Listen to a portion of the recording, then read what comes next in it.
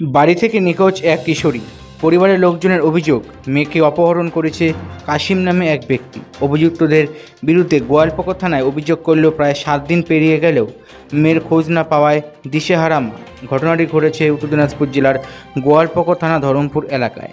পরিবারের সূত্রে জানা গিয়েছে, গত ফেব্রুয়ারি মাসে বাড়ি থেকে নিখোঁজ হয়ে যান গুল্লাসাফা নামে 14 বছরের এক কিশোরী। পরিবারের লোকজনের অভিযোগ, কাশিম নামে এক ব্যক্তি তার মেয়েকে অপহরণ করে নিয়ে গেছে। মেয়ের খোঁজ না মেলায় গোয়ালপুকুর থানার অভিযোগ করলেও প্রায় 7 দিন হয়ে গেলেও মেয়েকে উদ্ধার করতে পারেনি পুলিশ। পরিবারের লোকজন মেয়ের খোঁজে গোয়ালপুকুর থানায় যোগাযোগ করা হলে খোঁজ করা হচ্ছে বলে পুলিশের তরফে জানানো হয়েছে। অন্যদিকে মেয়ের খোঁজ না পাওয়ায় দিশেহারা মা আশফা খাতুন। আমার বোন আজ 16 তারিখ থেকে গায়েব আছে। কি করে গায়েব হলো? কি করে, বাড়িতেই ছিল। আমি ছেলেকে নিয়ে ভিতরে দুধ খাওয়াচ্ছিলাম। ও বললো কি আমি টিভি দেখবো, তো বাইরে বসে টিভি দেখছিল। তা আমরা বাইরে দেখছি কি ও নাই, টিভি চলছে।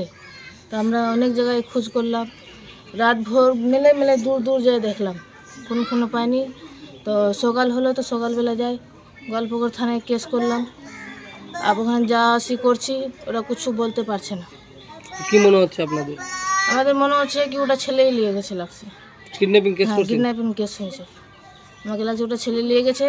ও এখানে লোকগুলাকে দেখার জন্য আছে এখানে, আর ওকে সাইড করে দিয়েছে লাগছে, এমন যে সন্দেহ হচ্ছে। 15 তারিখে ওকে দেখেছে কেউ 10টার সময় রাতে এই গলিতে ওকে একজন দেখেছে কি ও 15 তারিখে এই গলিতে এসেছিল। আর 16 তারিখ থেকে আমার বোন নাই এখানে।